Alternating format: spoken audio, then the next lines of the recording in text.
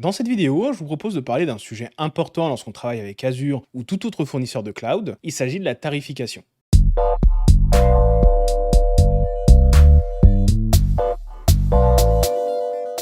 Il existe différents modèles de tarification pour coller au plus proche de vos besoins et de votre budget. Le premier modèle de paiement, c'est le paiement à l'utilisation, qu'on appelle en anglais Pay as you go. Ici, vous ne payez que les ressources que vous utilisez. C'est l'idéal si vous avez des besoins évolutifs ou si vous n'êtes pas sûr de la quantité de ressources dont vous aurez besoin à long terme.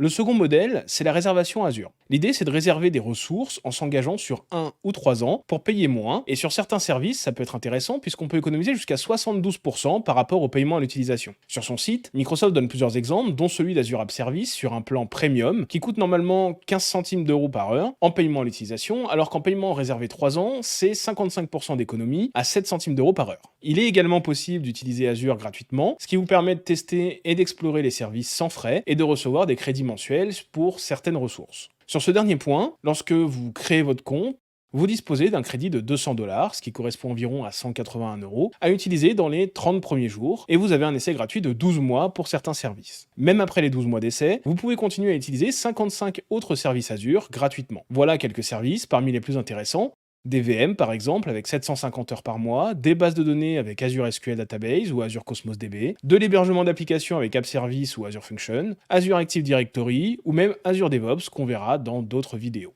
Cette vidéo arrive avant les vidéos de mise en pratique pour une bonne raison, c'est qu'il est important d'estimer à l'avance combien va vous coûter un service pour ne pas avoir de mauvaises surprises. Pour vous aider dans cette tâche, Azure propose un outil appelé calculatrice de prix.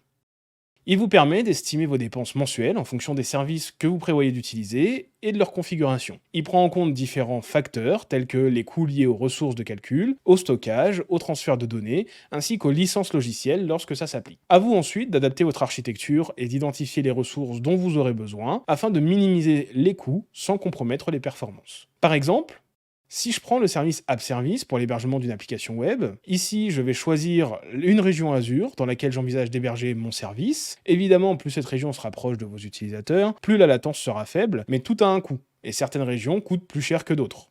Ensuite, je vais choisir le système d'exploitation derrière l'App Service, entre Linux et Windows. Là encore, rappelez-vous que vous allez potentiellement payer la licence sur ce choix. Dans certaines combinaisons, le choix de Windows coûte par exemple 5 fois plus cher que Linux. On va choisir après le niveau de service. On y retrouve un niveau gratuit qui va vous donner accès à une machine de base. Et ensuite, le niveau de service va augmenter au fur et à mesure, ce qui va bien sûr avoir une influence sur le prix et sur l'option suivante. À savoir l'instance qui va nous permettre de choisir la puissance de la machine qui héberge le service en fonction du niveau sélectionné. Ici, par exemple, en mode basique, on aurait le choix entre 3 machines avec des configurations et naturellement des coûts différents. Et ensuite, on peut indiquer le nombre d'heures et d'instances qu'on souhaite utiliser. Tout ça va nous permettre de calculer un tarif. Ici, par exemple, c'est 62,14 €. Enfin, un autre outil qui peut vous être utile dans la maîtrise de vos dépenses Azure, c'est l'outil gestion des coûts. Il s'agit d'un outil puissant pour suivre, analyser et optimiser vos dépenses sur Azure. Il va vous aider à mieux comprendre et contrôler vos coûts en vous fournissant des informations détaillées sur vos dépenses en temps réel. Vous pouvez créer des alertes en cas de dépassement de budget, ce qui vous permet de réagir rapidement et d'ajuster vos ressources pour maîtriser vos coûts. L'outil ne s'arrête pas là, puisqu'il propose aussi des rapports qui vous aident à identifier les opportunités d'économie et d'optimisation. Ces rapports vous fournissent des infos sur l'utilisation des ressources, les tendances de coûts et d'autres métriques clés pour vous aider à prendre des décisions sur la gestion de vos dépenses Azure. Ici, par exemple, le gestionnaire de coûts nous encourage à ajuster ou éteindre des machines virtuelles qui sont sous-utilisées pour une économie de plus de 80 000 € par an. Et si je cliquais sur la ligne, ça m'afficherait la liste des machines virtuelles concernées ainsi que davantage de détails sur le coût et l'utilisation de chacune. Donc voilà pour ce chapitre sur la tarification avec Azure. J'espère qu'il vous permet d'y voir plus clair. Dans le prochain chapitre, on verra comment héberger une application dans Azure.